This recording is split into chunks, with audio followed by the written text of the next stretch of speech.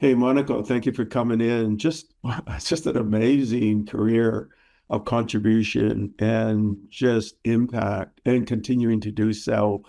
You're a model for all humanity, everything you're doing. So thank you for coming in and sharing with my audience. And we got people, friends in common as well. So Oh, goodness, Stephen. Thank you so much for inviting me. That's quite embarrassing. I don't know if I can live up to that introduction, but I'm really thrilled to be here and talk to you.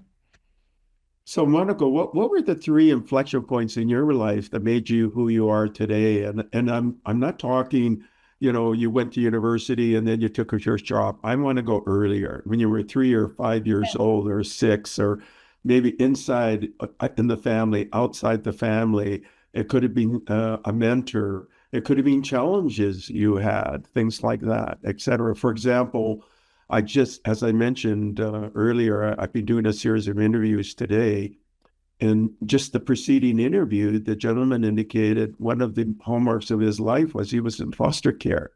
And that really shaped who he is today and the challenges and the way he viewed things. And he's just an amazing contributor now. So, and it's, in fact, even as a teenager, was an amazing contributor. So it could be things that were challenging in life, and I can talk about it because he actually mentioned it in the interviews. He went public with it. So it Yeah. could be challenges or opportunities, or so. What were those three things that really shaped you? Because you do so much, right? So Well, so I grew up, I had a very, very unusual start in life. So I grew up as part of a Wyoming ranching family. My grandparents were ranchers. My father then took over the ranch from them, and so I was raised on a ranch in Wyoming, but not only in a ranching community, on a ranch that is the house itself is at the end of an 18-mile unpaved road. The nearest landline telephone when I was growing up was about 60 miles. The nearest grocery store, 95 miles. It's a very, very remote part of Wyoming. It's spectacularly beautiful, but it is very, very remote and remains so today. And, and very, very off the grid. So, my dad, we used to, tease him, but he was the electric company, the plumber. He was the plumber. He was the carpenter, everything. I mean, if you're living that far off the grid and your truck won't start, you better know how to fix it because 18 miles to a highway to flag someone down is a long way. So that really does change your approach to life if you grow up with that kind of environment where you have to learn how to be very resourceful.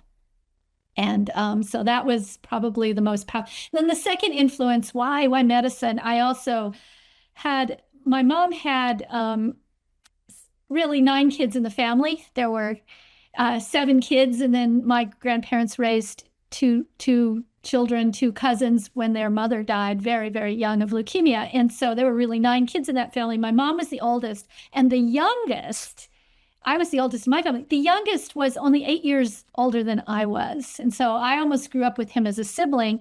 And he went on to become a primary care doctor for the veterans hospitals all throughout Wyoming. So he took care of the veterans all across the state of Wyoming and was their beloved, beloved doctor for 40 years. And I adored him. So he was my hero, and I wanted to grow up to be a doctor like him. And that's what got me out of the ranch.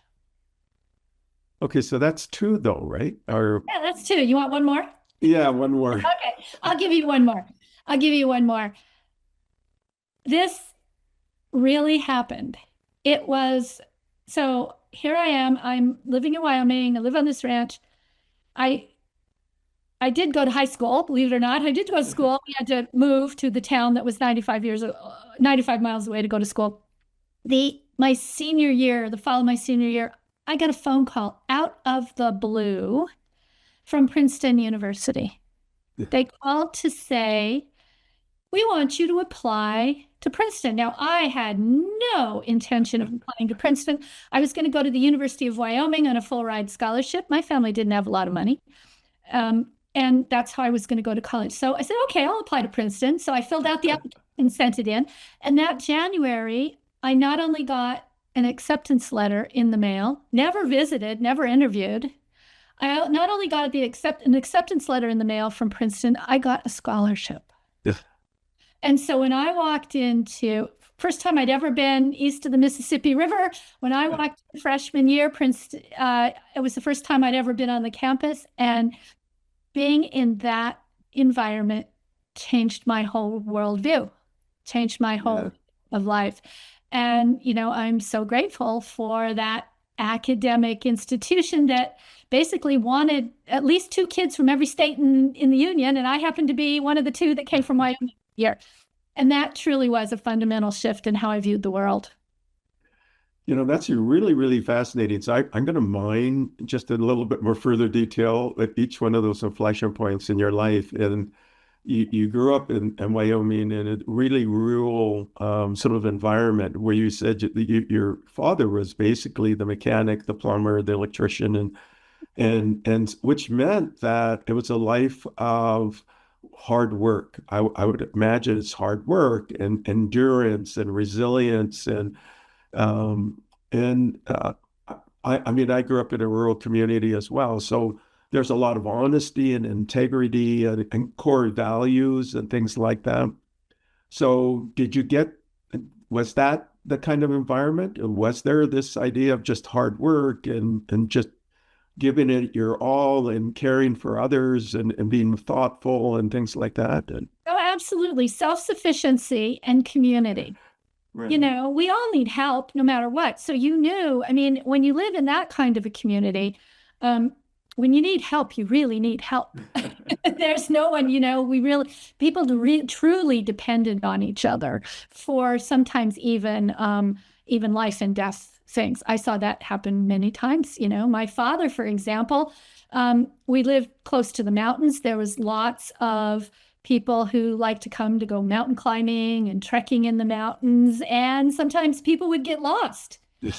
And someone would show up at the ranch saying, we don't know what happened. My father went off and, my brother, somebody we was hiking with went off and they're lost and we can't find them, or someone would be hurt. And, instantly spring to action and take care of whoever showed up. Those kinds of values are core to that community, and that responsibility to serve others is a very, very deeply rooted part of it. It sounds like, too, that education and doing well at school was also probably encouraged in the family, and then curiosity about science, because you said a family member became a doctor. And so there'd be this curiosity, this interest in different aspects of science.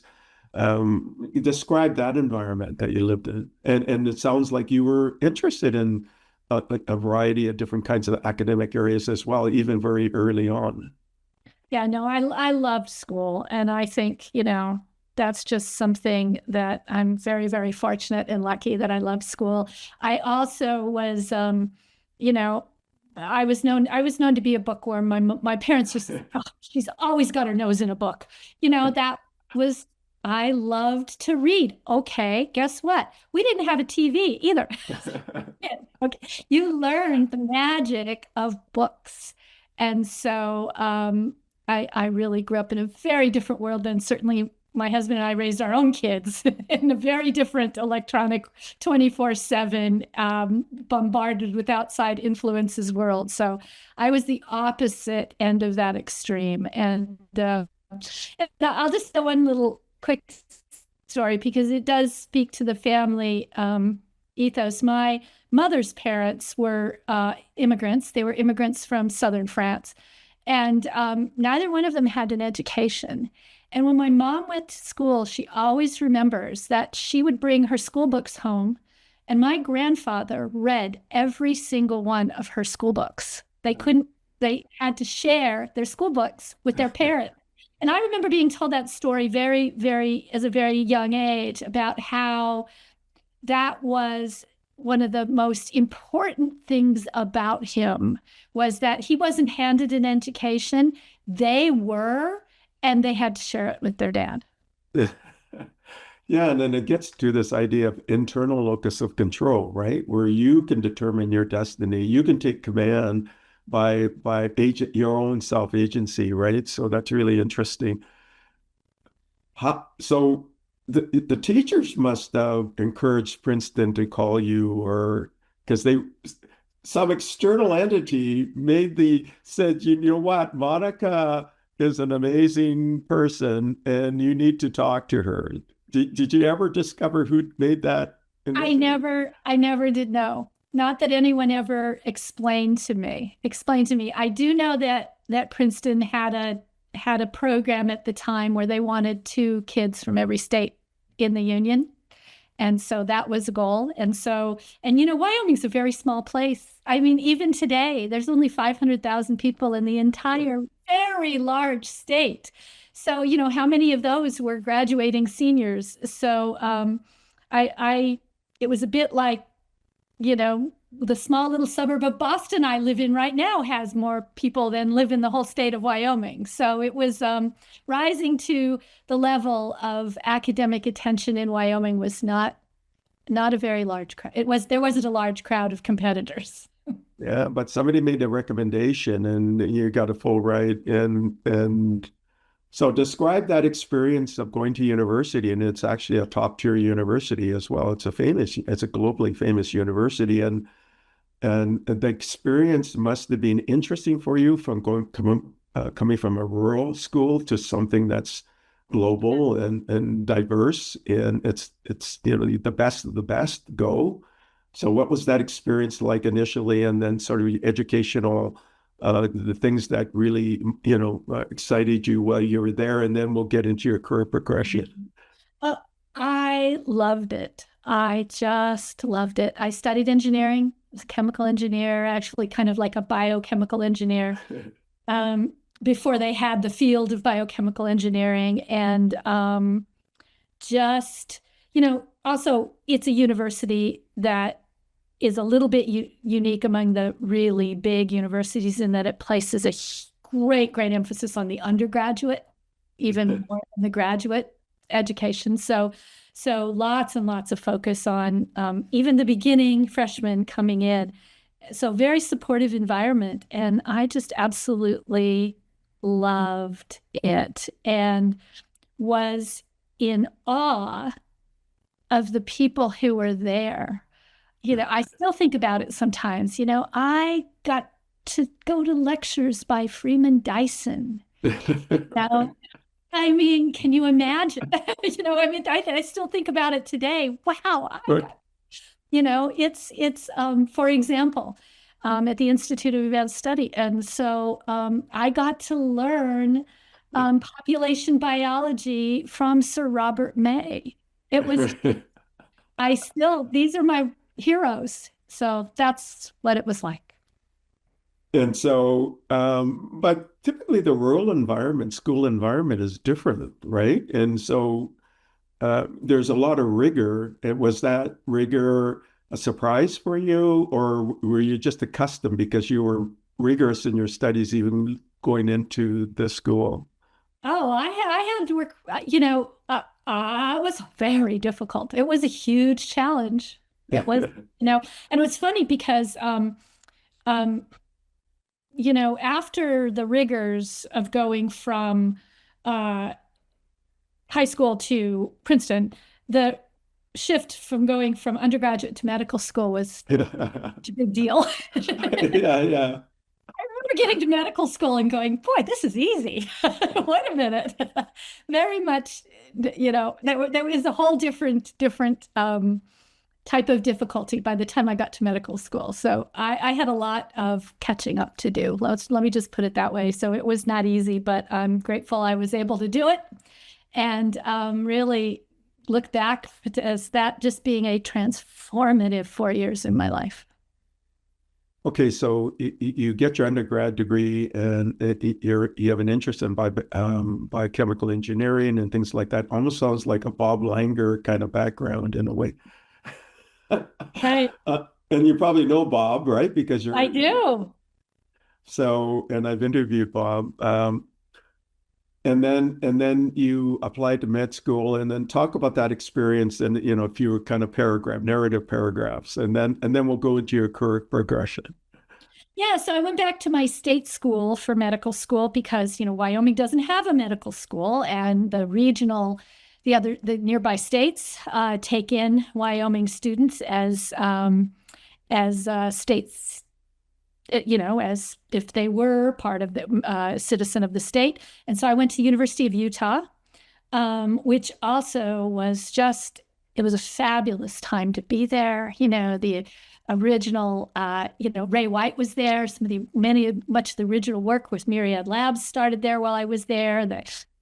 Something I was deeply interested in later on, the APC gene was identified by Ray White there.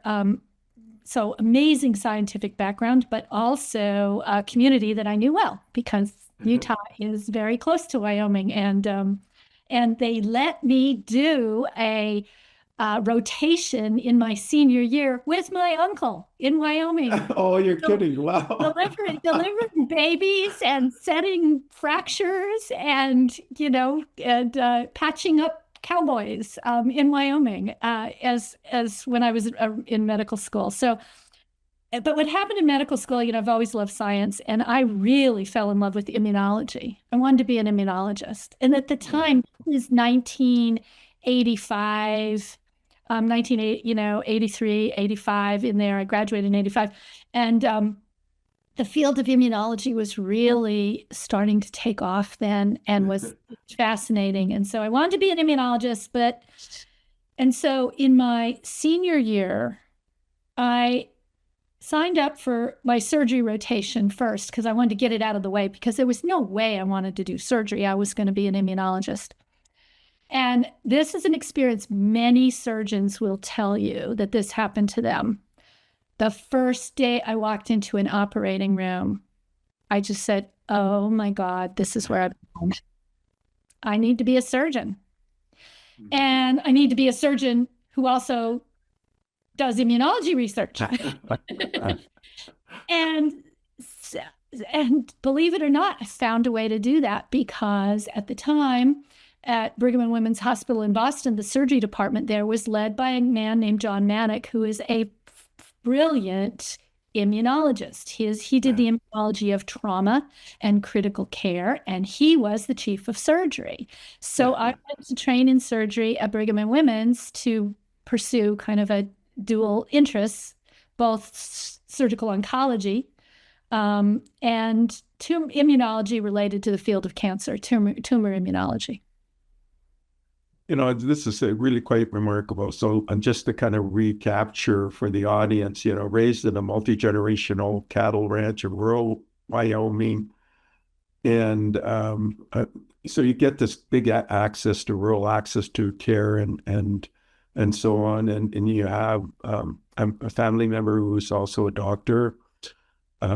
Unbeknownst to who initiated it, but you get an invite to Princeton. You end up with a Bachelor of Science in Engineering, studying biomedical engineering, and you then go into get your medical degree from the University of Utah, and it just so happens that and you have the strong interest in immunology and surgery.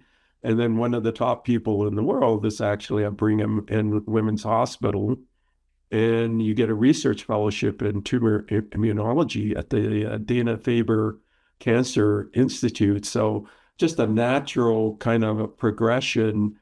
And then you become an attending surgeon at New York Presbyterian Hospital, Cornell campus. I think that's if I got my data right, and then that's a remarkable next part. Then associate surgeon at the Strang Cancer Prevention Institute, and then you joined Harvard Medical School in the Dana-Farber.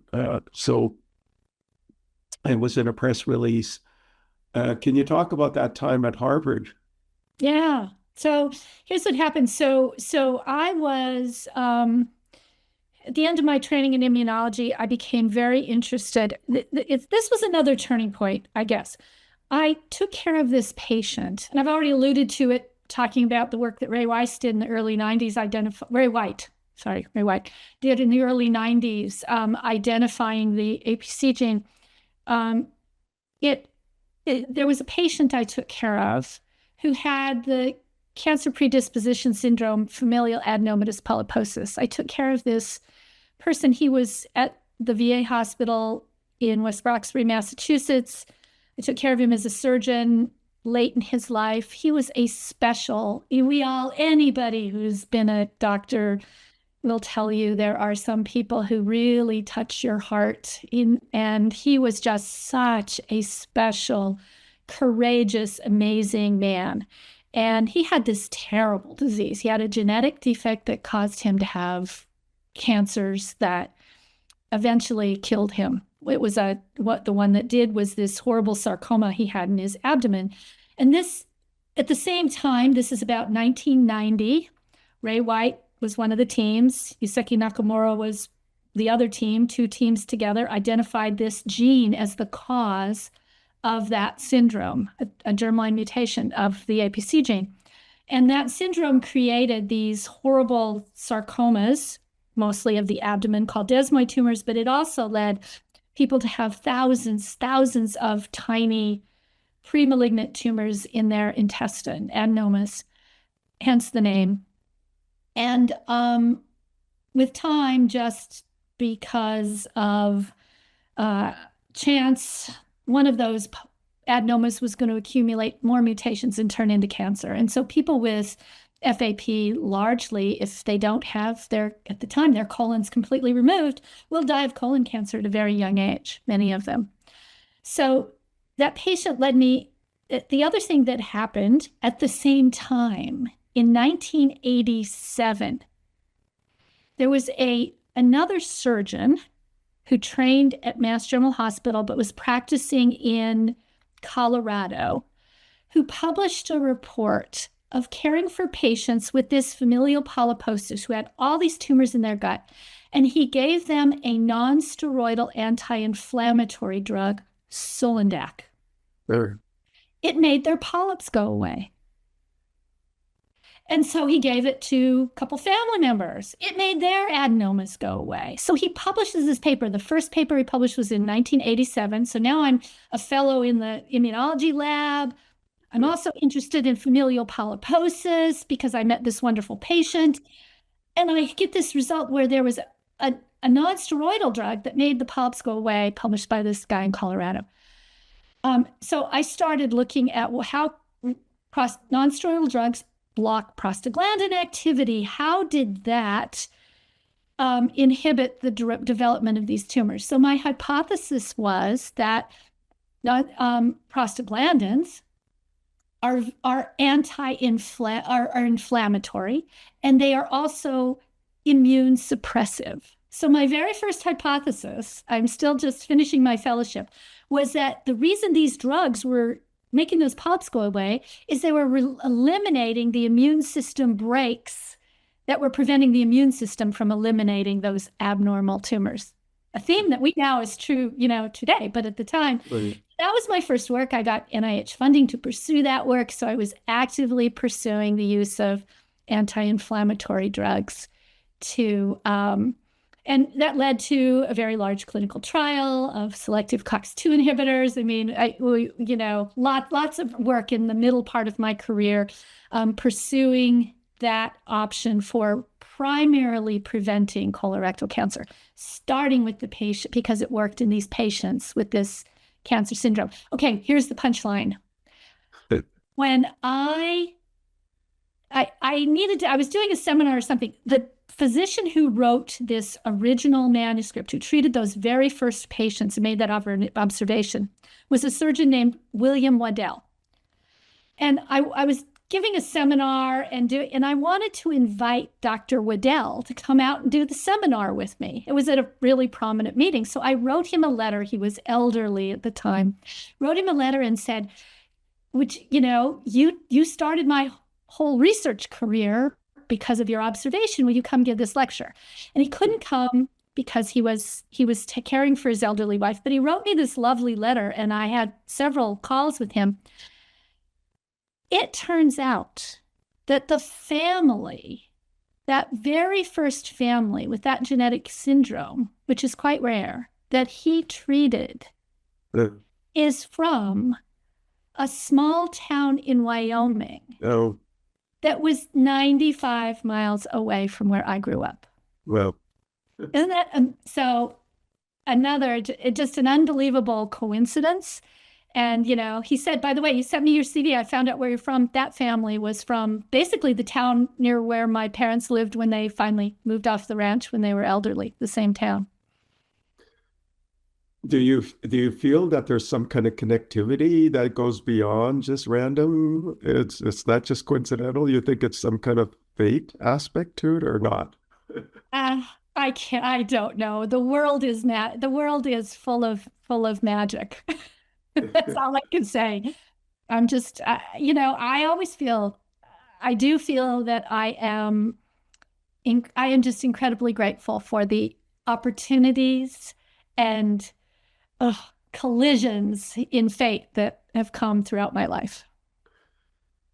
I mean, you look at this career path, right? From New York Presbyterian, but earlier before that, with Brigham and women. I mean, these are really noteworthy, world famous centers in different respects, right? And then you're also you join Harvard Medical School and Dana-Farber. And again, that's just a great career path. And then you publish your first randomized trial results, right? And can you discuss that? I think that was about 2006, and on the colorectal part. Yeah, that was the big one. So my laboratory at the time was looking at mouse models of prostaglandins and how prostaglandins created tumor and promoted tumor formation. We also had an animal model that was an animal model for the human condition, FAP. We had a mouse that had the APC gene mutation. And we showed in the lab that if you inhibited prostaglandins, you could prevent the tumors for the mice. So the next question was, can we do this for humans who are at risk of colon cancer? And at the time, the class of drugs known as selective COX-2 inhibitors were being marketed, had been tested in arthritis, and were being tested. And so we conducted a very large clinical trial to test one of these, a drug known as celecoxib, which is still on the market today and used for people with arthritis. It was approved for people with familial polyposis. It actually worked in those patients, just like Dr. Waddell's original Sulindac worked. But so we conducted this very large clinical trial, 4 continents, many patients, over 2,000 patients. And the end result was that that drug powerfully inhibited the tumor formation in the gut. In people at the very highest risk levels, reduced their chance of developing more of these premalignant lesions by as much as 75%. Just really dramatic. But it also did another thing. Because these cancer prevention studies were very large and followed people over a long period of time, it was able to uncover a previously unrecognized toxicity of these drugs, in that in people who had risk of heart disease, it increased their rates of having serious heart problems, strokes, cardiovascular, strokes, heart attacks, and even heart failure. And so these studies were the result was phenomenal on both sides. Amazing ability to prevent tumors, but also a risk in susceptible people. So that was quite a result from a big clinical trial. It was very public, and I remember that it really changed the way those drugs are used throughout all of medicine. because of the recognition of the cardiovascular risk. Yeah, I mean, the cardiovascular risk is on COX-2 inhibition, right? Right. So just a really remarkable piece of work, and foundational in many aspects globally in terms of the contribution you made and continue to make. You then take on a role of the chief of division of surgical oncology at Dana-Farber Brigham Cancer Center, right? Can you talk about that work? Oh, that was really wonderful. The academic roles as a chief of a division is when, if you're really lucky and you get to the middle of your career, heading toward a more senior level, you have the opportunity to bring along the next generation of people who are going to take over for you at a very fundamental time of their career. And I felt like that was the joy of being the chief of surgical oncology, the ability to bring in new, young trainees and fellows. I began a fellowship training program for surgical oncology that crossed both the Brigham and Women's Hospital, Dana-Farber, and Mass General Hospital. So we started that training program. I got to bring in new junior faculty now who are all gone on and replaced me in major leadership roles in American surgery. And so that was really thrilling. And then finally, for cancer surgery, we have four big areas, big teams to take care of patients with cancer right now. We have the medical oncologists, those who give drugs and chemotherapy. We have radiation oncologists, because radiation therapy is still essential to so much care. And we have surgeons. And for virtually every patient, it is at least consideration of some combination of the three. And now on top of it, I add a fourth discipline, which is the new discipline of immunotherapy on top of that. So, and I guess that's cheating a little bit, me throwing that in there because of my interest in the immune system and how it works for cancer. But the wonderful thing about being a leader of one of those four areas is that you also are the leader in making sure that all four of those areas are working together. I love cross-disciplinary work. To me, that is the most rewarding and the most exciting. And so that was another reason why a leadership role in surgical oncology was incredibly valuable for me. Yeah, and also leading, translational science initiatives like the NCI-funded cooperative groups, now part of the NCI, National Clinical Trials Network Infrastructure, group chair of the Alliance for Clinical Trials on Oncology, the president of the American Society for Clinical Oncology, elected member of the National Academy of Medicine, and then NCI director, things like that. So you got an appointment by Biden. Can you talk about that? And we see you as the director of NCI, and then official statements about the work that you've done and the leadership you've done. Maybe do some takeaways from that work, and then of course you got nominated to serve as NIH director by Biden, right? So, yeah, no, see, it was an incredibly intense time on both professional and personal levels. So happy to describe a little of it. So I am now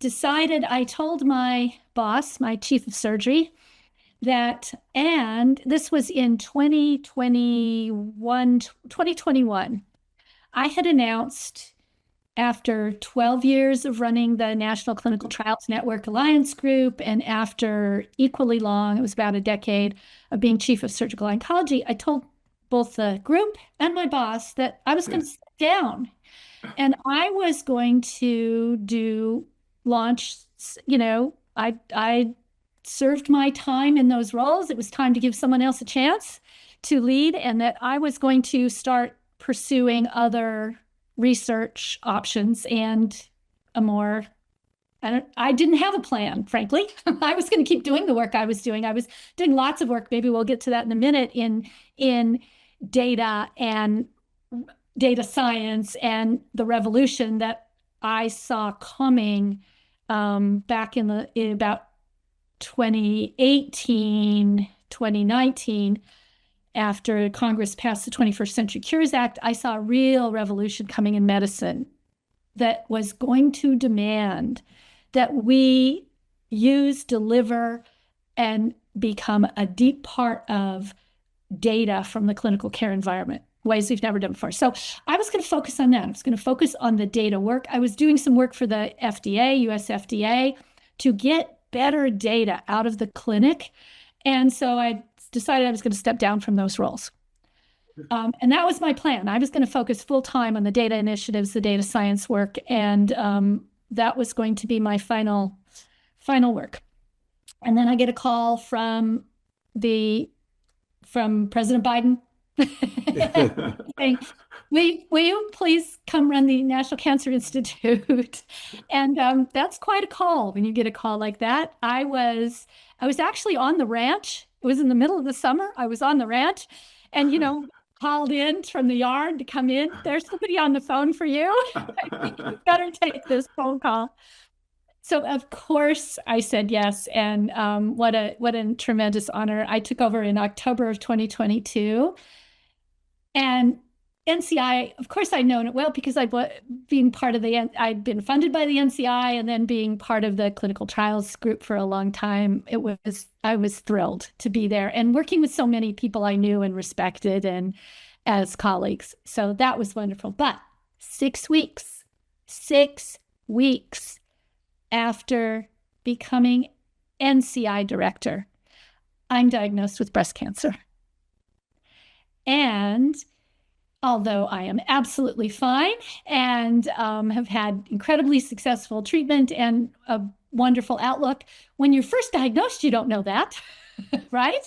You have no idea what this is going to mean for you. And so I will say that my time at NCI was so incredibly valuable for 2 reasons. Number one, the team rallied around me and we were able to do work that I am incredibly proud of during my time there.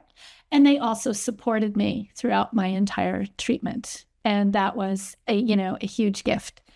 Enabled me to keep working throughout my entire treatment and all of my care. So, and then finally, anyone will tell you who've been through an experience like that, when you're the doctor, now you're the patient, it is always another life-altering transformation that you go through. So I'm very grateful for that time.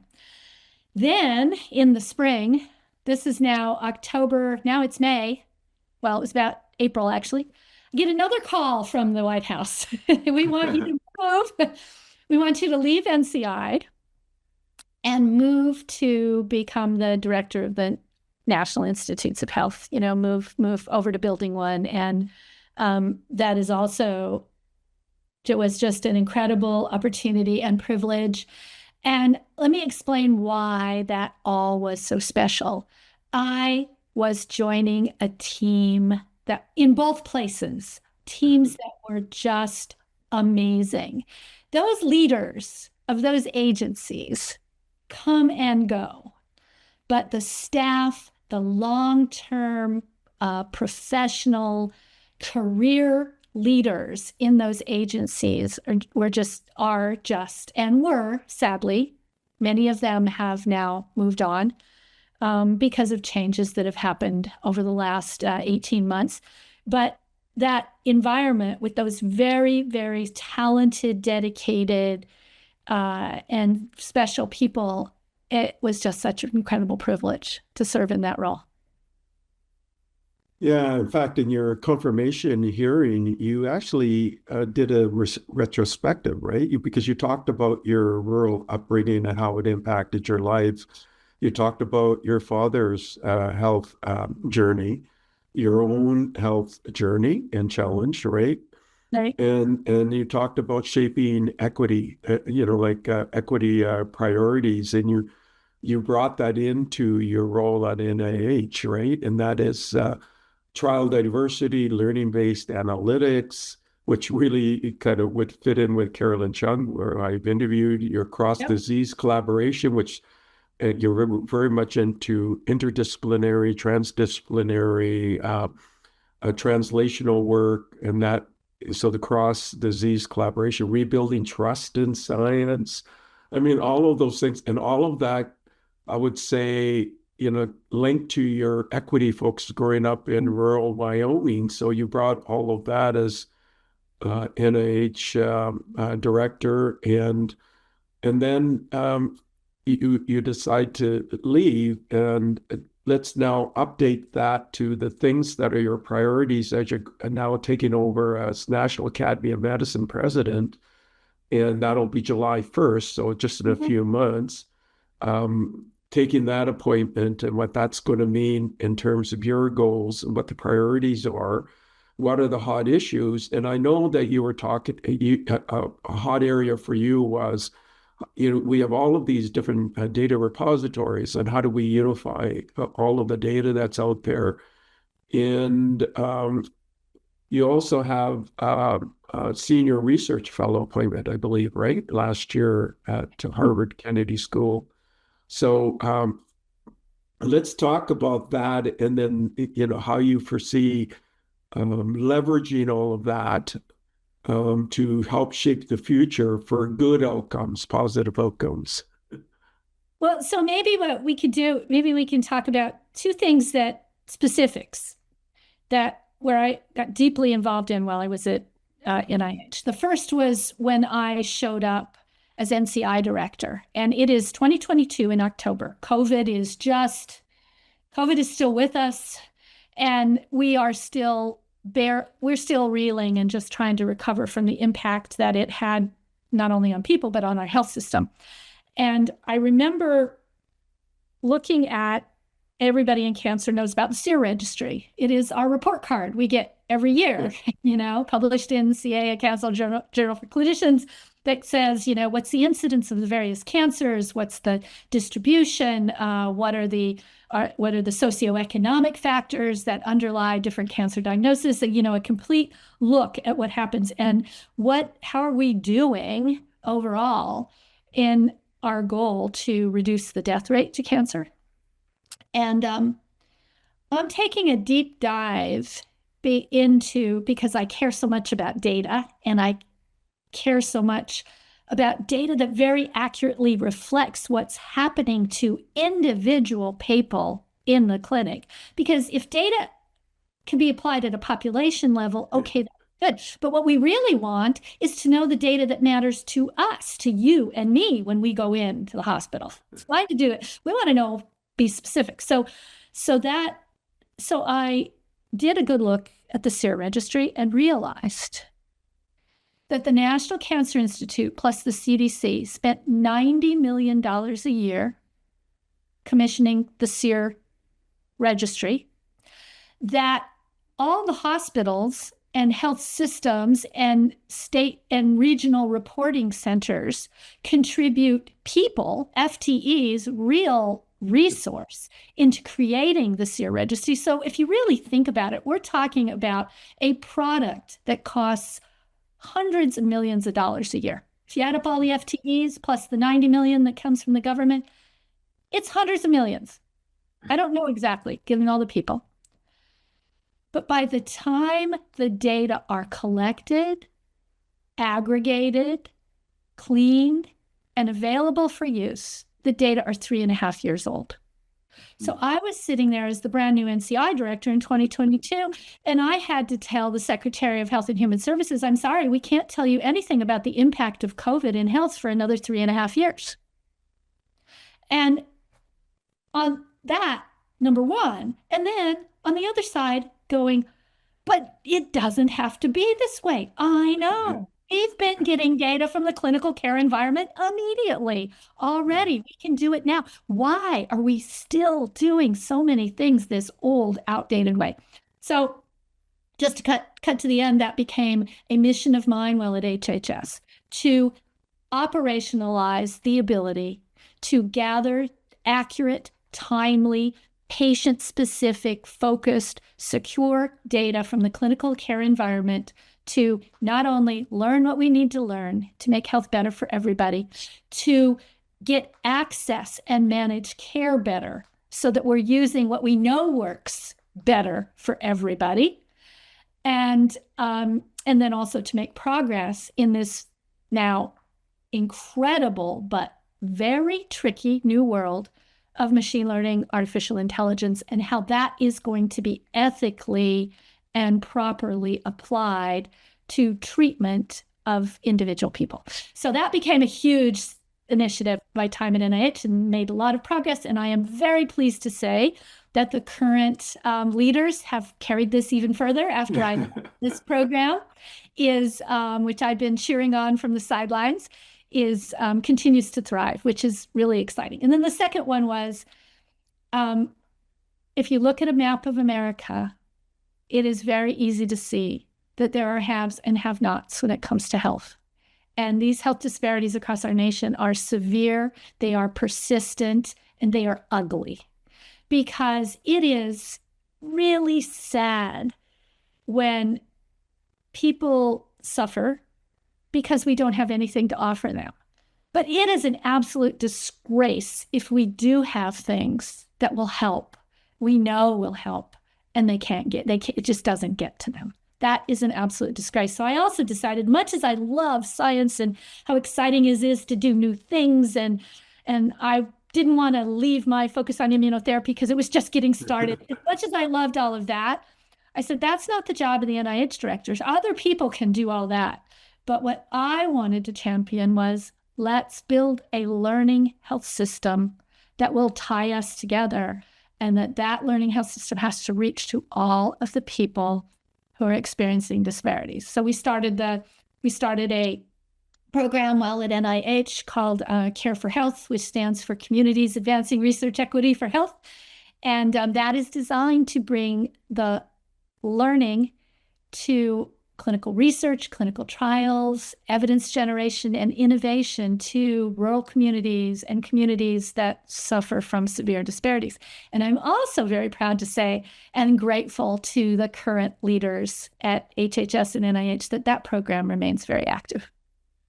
I mean, that's excellent. And you even have a MVP, a minimal viable product, right? Like a proof of a pilot created technology to do all of this. Can you talk just a little bit about that? Because we're running to the end of our interview. I know. Yeah, we do. And let me tell you what makes everything real. It is the absolutely essential ingredient. Doesn't matter whether you're at my old home, Brigham and Women's Hospital in Dana-Farber, or whether you're in Riverton, Wyoming at River Peak Hospital. I'm very proud of my home hospital now at River Peak Hospital in Riverton, Wyoming. It is what matters is trust and relationships between the doctors and the patients, and between health systems, doctors, patients, other clinicians, and the research enterprise, those who are bringing and want to engage them in learning and care delivery to improve health. That trust is essential. Anybody can march in and say, I've got a fancy new prototype, please use it. But unless you are truly part of their system and they are participating, it doesn't work. So what we've done is we've got a nonprofit organization. It's called Global Health Data Ecosystem now. And the goal there is to engage with health systems and their patients to collaborate, to share data from the clinical environment and conduct research that can improve health. And the groundwork of all of that is to build it on trust. And so with the very short time, I want to tell you, anybody can bring technology. Anybody can bring, fancy new AI tools, or say, I just need your data. Here's what I can do with it. If you don't have that trust and engagement, especially in our remote communities and those who need us the most, it doesn't go anywhere.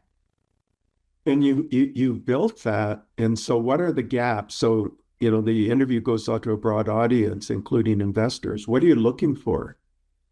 Well, right now, what we're doing is we've got health systems across the nation. And it's not a small number. It's right now today with the ability to deliver data, and I mean source data from the care environment. 14 different health systems are participating now. And what this group does is it takes in ideas and presents it to those health systems and puts innovative ideas for use of data from the clinical environment for any indication that's ethical to and fundable to improve health. Let me tell you one we're doing right now that gives you a good example. We've got a health system. It's the University of Nebraska. University of Nebraska came to us there, one of our systems. They have 70 rural clinics, and the leaders there were very, very eager to make sure that all of those 70 rural clinics got the same care as that they needed for cancer, as if they were in the main hospitals in Lincoln, Nebraska. And so the research data team networked in those 70 different health systems and delivered a program that looks throughout the entire system, finds patients with a particular type of disease. For the initial case, we picked breast cancer, early breast cancer, identifies those patients, matches those patients to the best guidelines care for cancer, and then tracks them to see how that care can be optimally developed. And that's an ongoing program that is built within a learning environment so that the guidelines are matched to the people who need them, are matched to the care is delivered, and then there's a continuing data and learning feedback going forward that will make those guidelines even better in the future and applicable to everyone. So it's very exciting. Yeah, very, very, very exciting. And really the key is to scale that where all the needs are, right? And for the broader community to support this program. And so if they wanted to support it, how would they engage? Going to a website? Is there a form, an intake, and an onboarding process? Let's say people saying out there that they want to support this in some meaningful way to advance what your next steps are. How would they do that? Well, this group, this global health data ecosystem, is about to go live. There's going to be a formal handoff as I move on to the National Academy of Medicine. And so for right now, anybody who wants more information about this can certainly contact me. But in the very near future, we will make sure that there can be more direct public engagement to get involved. But right now, anyone who has maybe a need to use an environment like this can certainly call me directly. And very soon you'll see a more public launch of a website that can really detail everything that's possible today. You must be working with David Root, Chief Medical Officer. I mean, just this in his wheelhouse, a strong interest in this area. Have you talked to him at all, or? Where is he? He's the Chief Medical Officer for Microsoft, but he's based out of New York, but he's definitely interested in rural care and disparities and things like that, and trying to address it, right? Yeah, no, we have multiple engagements with the big players in this field right now. And there's I'll give you a comment about that. Microsoft, Google, Amazon Web Services, Anthropic, NVIDIA, all of these companies. One of the really hopeful and very positive things I see is that there is a lot of cross-fertilization and complementarity, and I'm sure there's some competition because it is a capitalist environment after all. But I also see among those working in health a remarkable willingness to work across the various entities, dividing and conquering some of these fundamental challenges we have in health. And that's very exciting. So do you know David Root by any chance? I do not. I will do an introduction. Okay. There's another gentleman named Dick Gautner. He's a serial Fortune CEO. He's the chair of the CEO Leadership Alliance. He's also a co-founder of National Talent Collaborative. Just a great individual. I'll do a post Right. introduction, and he definitely has a healthcare initiative. I think there's got to be some synergies. So I'll do that post maybe tomorrow.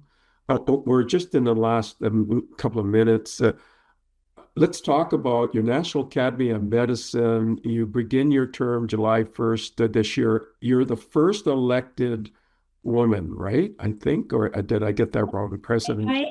For National Academy of Medicine, yes. So what is your mandate? What do you wish to accomplish? Um, so, So, boy, uh, you know, my life has changed dramatically over the last year and a half, as I think many of ours have, in in the biomedical research ecosystem, the biomedical ecosystem. There really it's been an earthquake, frankly. And some of this can be very positive. Change is always necessary. There's nothing like a really sharp shove to get you moving in directions that are better than where you've been stuck in the past. So that is very positive. But there's also a lot of things that we have to work very hard to preserve that right now, due to the really challenging environment we've been in, we think are risky. One of them is I am very, very concerned. I'm just sharing some, top of mind concerns.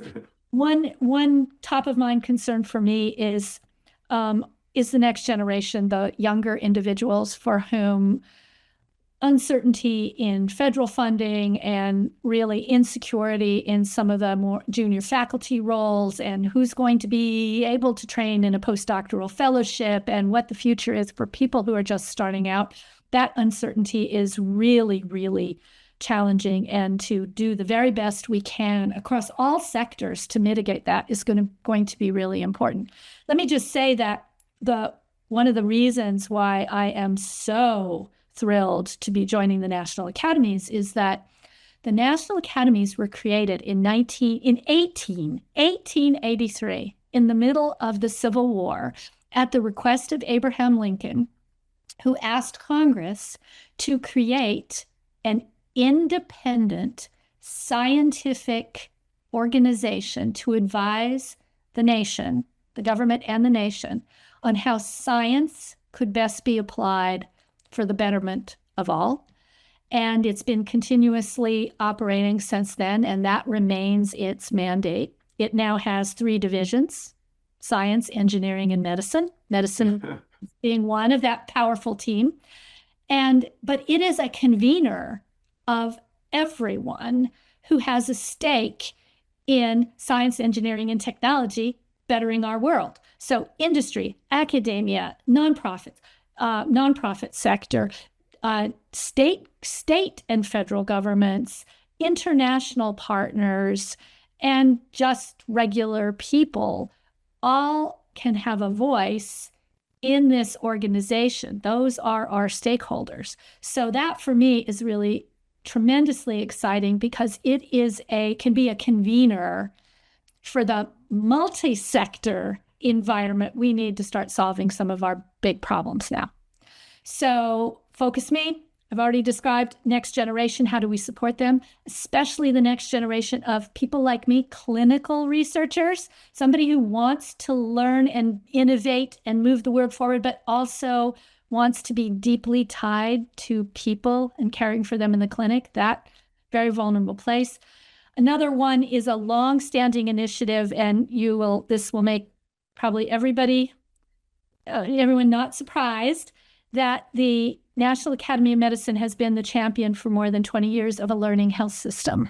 And that is everything that I have been trying to deliver the required elements for at least the last decade in the work I've been doing. So that will continue to be a big priority.